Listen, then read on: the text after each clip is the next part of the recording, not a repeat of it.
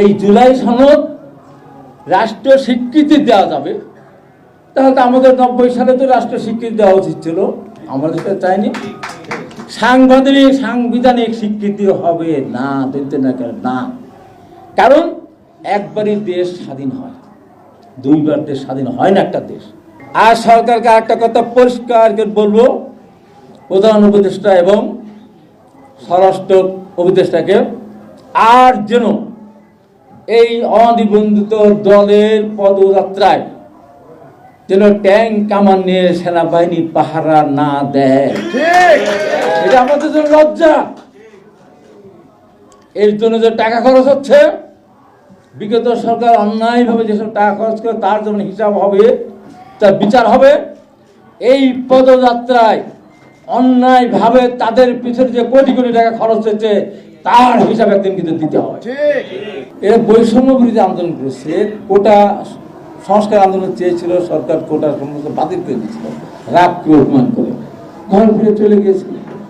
বৈষম্য বিরোধী আন্দোলন করতে আসলো, কোটা যদি সরকার ফিরিয়ে নিয়ে আসলো, ওই মতিউর, আসাদ, বেনজির, আজি যেটা দুর্নীতি বেরোচ্ছিল, সরকার দুর্নীতি বিল আসবে বলে ভয়ে এই কোটা নিয়ে আসলো। তো কোটা নিয়ে আসলে ছাত্ররা মাঠে নামবে, এদের পিটিয়ে হলছাড়া করবো, বিএনপির নেতারা আন্দোলন করলে এদেরকে আমরা জেলে করে দেবো, শেষ। এই ছিল ঘটনা। এবং আজকে আমাকে বলতেই হচ্ছে, এরা একটা ফ্যাসিস্ট সরকার একটাও নির্বাচন করলো, 24 সালে আমাদের অফিস বন্ধ করে দিল, আমরা নির্বাচনে অংশগ্রহণ করতে পারলাম না। এইরকম একটা সরকারের প্রধানমন্ত্রীর কাছে এই যারা আজকে আমাদের বিরুদ্ধে বক্তব্য দিচ্ছে, তারা প্রধানমন্ত্রীর সাথে দেখা করার জন্য প্রাণান্ত চেষ্টা করেছে, প্রধানমন্ত্রী পাত্তা দেয়নি।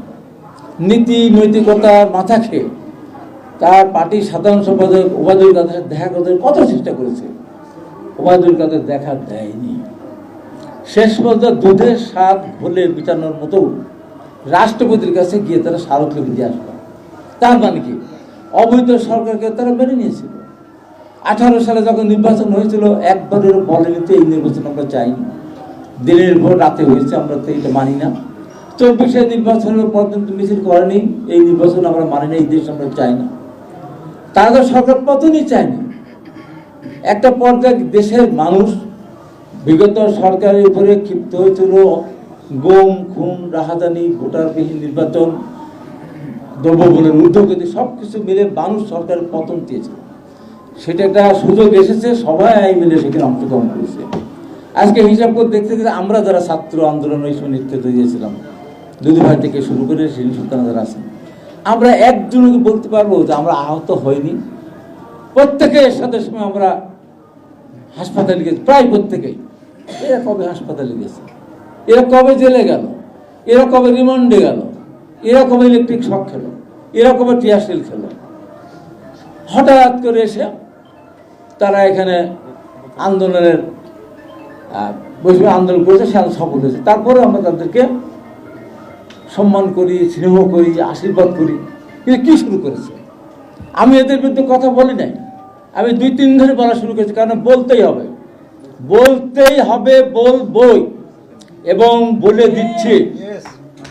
দিচ্ছি, আর যদি জিয়াউর রহমানের নামে সমালোচনা শুনি, আর যদি শুনি 3-4 কাওয়া তারেক রহমানকে হওয়া নাকি যেন একটা বলে, আর যদি বলে হাসিনা গেছে যে পথে তারেক যাবে সে পথে, চাঁদা উঠে পল্টনে চলে যায় লন্ডনে, খবরদার, সাবধান করে দিচ্ছে। কিন্তু আবার বলে কি, চাঁদাবাজদের মার্কা ধানের শীষ মার্কা, মানে বিএনপি উদ্দেশ্যকে বলে। আরে যাদের জন্মই হয়েছে চাঁদার মধ্য দিয়ে, সৃষ্টি হয়েছে চাঁদার মধ্য দিয়ে, রূপায়ণ টাওয়ার। আমি আজকে দুদককে বলবো, এই সমস্ত সমন্বয়কদের বাড়ি ঘরের বেশি দিনের সময় তত 1 বছর আগে এদের বাড়ি ঘরের কি অবস্থা ছিল, এখন কি হয়েছে, এদের হাতে কোন মোবাইল ছিল, এখন কোন মোবাইলের ব্যবহার করে। তো বাসে থাকতো ম্যাচে, আজকে বিশাল বিশাল গাড়ি নিয়ে তারা যায়। আর সরকারকে একটা কথা পরিষ্কার করে বলবো, প্রধান উপদেষ্টা এবং স্বরাষ্ট্র উপদেষ্টাকে, আর যেন এই অনিবন্ধিত দলের পদযাত্রায় যেন ট্যাঙ্ক কামান নিয়ে সেনাবাহিনী পাহারা না দেয়, এটা আমাদের জন্য লজ্জা। এর জন্য যে টাকা খরচ হচ্ছে, বিগত সরকার অন্যায়ভাবে যেসব টাকা খরচ করে তার যেমন হিসাব হবে, তার বিচার হবে। এই পদযাত্রায় অন্যায়ভাবে তাদের পিছনে যে কোটি কোটি টাকা খরচ হয়েছে তার হিসাব একদিন কিন্তু দিতে হবে।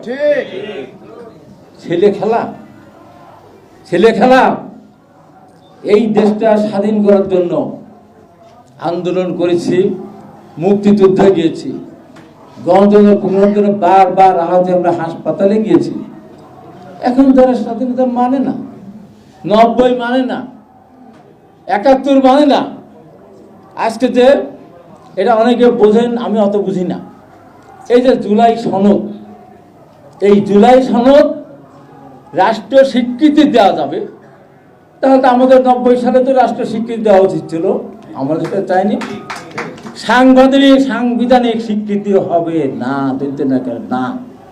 কারণ একবারই দেশ স্বাধীন হয়, দুইবার দেশ স্বাধীন হয় না একটা দেশ। তো গণতন্ত্র পুনরুদ্ধার হয়েছে, আমরা 90 সালে গণতন্ত্র পুনরুদ্ধার করেছি, দ্বিতীয়বার গণতন্ত্র পুনরুদ্ধার হয়েছে, দেশটা স্বাধীন হয়নি। আমরা বলি কি কিসের দ্বিতীয় স্বাধীনতা? তাহলে আমার 71-এর স্বাধীনতা কোথায় গেল? তাহলে 71 স্বাধীনতা মিথ্যা। ওনারা বলেছেন তারা জুলাই সনদ তারা স্বাক্ষর করবেন না।